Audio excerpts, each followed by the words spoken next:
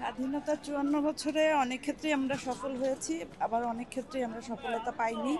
বারবার আমরা সেনা শাসনের সম্মুখীন হয়েছি।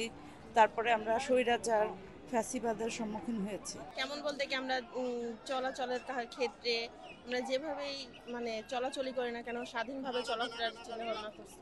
সত্যিকার অর্থে আমাদের স্বাধীনতার যে মূল প্রতিপাদ্য ছিল যে সাম্য, মানবিক, সামাজিক ন্যায় বিচার নিশ্চিতের যে বাংলাদেশ আমরা প্রত্যাশা করেছিলাম, সত্যিকার অর্থে ৫৪ পেরিয়ে ৫৫ বছরে এসেও স্বাধীনতার আমরা কিন্তু সেই কাঙ্ক্ষিত বাংলাদেশ আসলে আমরা পাইনি। তবে এটি সত্যি কথা যে ২৪ পরবর্তী বাংলাদেশে আমরা বাক স্বাধীনতা ফিরে পেয়েছি।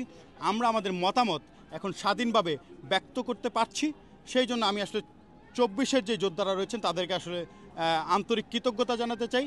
একই সাথে আমরা মূলত ৭১-এর যে চেতনা সেটিকে ধারণ করে এবং ২৪-এর যে প্রেরণা সেটিকে লালন করে আমরা একটি সুখী, সুন্দর, সমৃদ্ধশালী বাংলাদেশ আগামী দিনে এই তরুণ প্রজন্মকে সাথে নিয়ে বিনির্মাণ করতে চাই। এখনো আমরা কাঙ্ক্ষিত স্বপ্ন পাইনি। স্বপ্ন পূরণের লক্ষ্যে সবাই কাজ করছে। আশা করি দেশের সব জনগণ যদি একতাবদ্ধ থাকে এবং দলমত নির্বিশেষে সবাই একসাথে যদি ঐক্যমতের ভিত্তিতে চলে, তাহলে আমরা আমাদের গণঅভ্যুত্থানের প্রকৃত স্বাদ আমরা পাবো। স্বাধীনতার ৫৪ বছরে অনেক ক্ষেত্রেই আমরা সফল হয়েছি, আবার অনেক ক্ষেত্রেই আমরা সফলতা পাইনি। বারবার আমরা সেনা শাসনের সম্মুখীন হয়েছি। তারপরে আমরা স্বৈরাচার, ফ্যাসিবাদের সম্মুখীন হয়েছি।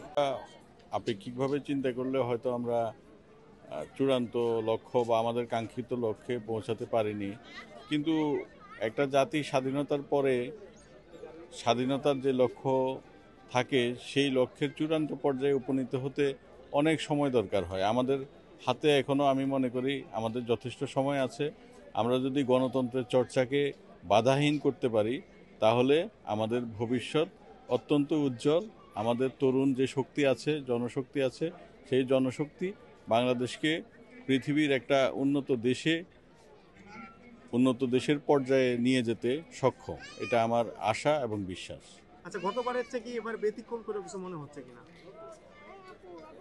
গতবারের চেয়ে এবার ব্যতিক্রম স্মৃতিসৌধে আমি যেটা বলবো সেটা হচ্ছে যে পরিবর্তিত পরিস্থিতিতে স্মৃতিসৌধে এখন যারা আসছেন, আজকে যারা এসেছেন, তারা প্রাণের টানে এসেছেন।